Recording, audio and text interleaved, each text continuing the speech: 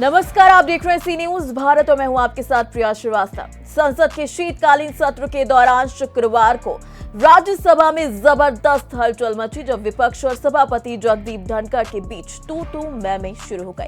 अविश्वास प्रस्ताव को लेकर ये तकरार इतनी तेज हो गई कि सदन की पूरी कार्यवाही लगभग धधक उठी। इस दौरान जो कुछ भी हुआ वो किसी फिल्मी ड्रामे से कम नहीं था, जहां हर शब्द पर गुस्सा फूटा और हर एक बयान में तंज भरे हुए थे। जब कांग्रेस नेता प्रमोद तिवारी ने अविश्वास प्रस्ताव की बात की तो सभापति धनखड़ बिल्कुल आग बबूला हो गए।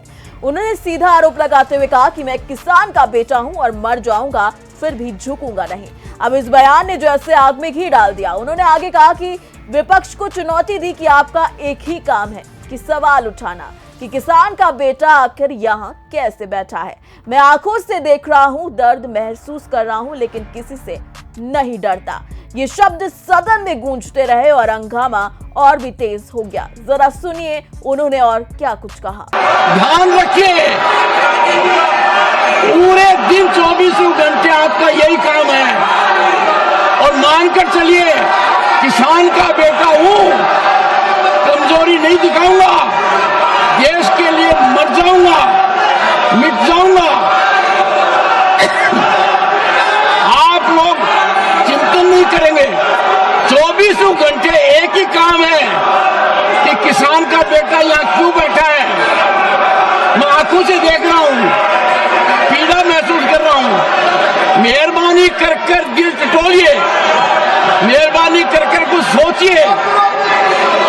मैंने इज्जत देने में कोई कमी नहीं रखी है। And look at the gesturing, look at what you are saying. मैंने बहुत बर्दाश्त किया है। आज का किसान खेत तक सीमित नहीं है। आज का किसान हर जगह कार्यरत है, सरकारी नौकरी में है, उद्योग में है। आप प्रस्ताव लाए, आपका अधिकार है।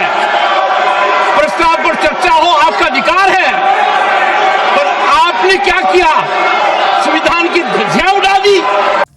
अब जब ये सब हो ही रहा था तो भला मल्लिकार्जुन खड़गे कैसे चुप रहे थे।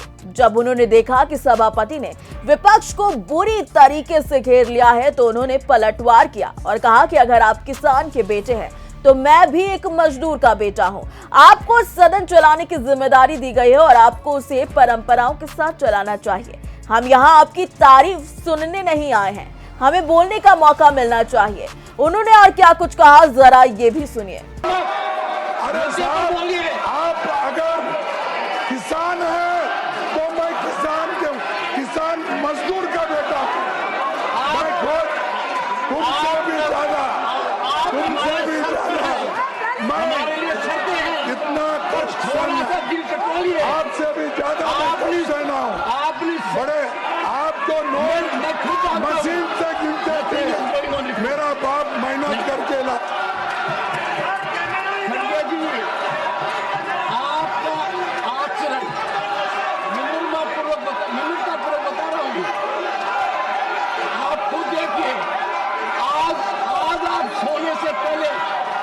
कीजिए, मंथन कीजिए। अब इस पूरे प्रकरण के बाद क्या ही होना था। इसके बाद जैसे ही बहस और गर्मी पकड़ी, राज्यसभा की कार्यवाही को सोमवार तक के लिए स्थगित कर दिया गया है। साथ ही विपक्षी गठबंधन इंडिया ब्लॉक के घटक दलों ने राज्यसभा में पहले ही सभापति जगदीप धनखड़ के खिलाफ अविश्वास प्रस्ताव लाने का नोटिस दे दिया है। उपराष्ट्रपति जगदीप धनखड़ के खिलाफ पेश किए गए नोटिस में कांग्रेस, टीएमसी, आप, सपा, डीएमके, सीपीआई और आरजेडी जैसी पार्टियों के 60 सांसदों ने हस्ताक्षर किए हैं। लेकिन फिर भी इतना आसान नहीं है सभापति को हटाना, क्योंकि विरोधियों की संख्या विपक्ष के पक्ष में कम है, यानी कि नहीं है। जो प्रक्रिया है वो ये कहती है कि प्रस्ताव को पारित कराने के लिए राज्यसभा में उपस्थित 50% सदस्य से मंजूरी दें, यानी कि अगर उस दिन सदन में 100 सदस्य हैं तो कम से कम 50 को इसका समर्थन करना जरूरी है। अगर राज्यसभा में प्रस्ताव पारित हो जाता है तो उसे लोकसभा में भी बहुमत से पारित होना चाहिए, तभी ये पूरी तरीके से प्रभावी होगा और ऐसा होना काफी मुश्किल है।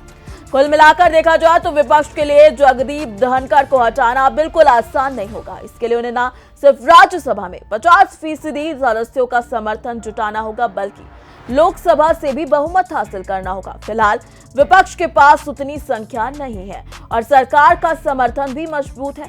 ऐसे में धनखड़ को हटाना विपक्ष के लिए काफी कठिन काम होगा। फिलहाल इस खास रिपोर्ट में इतना ही। देश दुनिया के लिए बाकी और खबरों के लिए आप बने रहिए सी न्यूज़ भारत के साथ।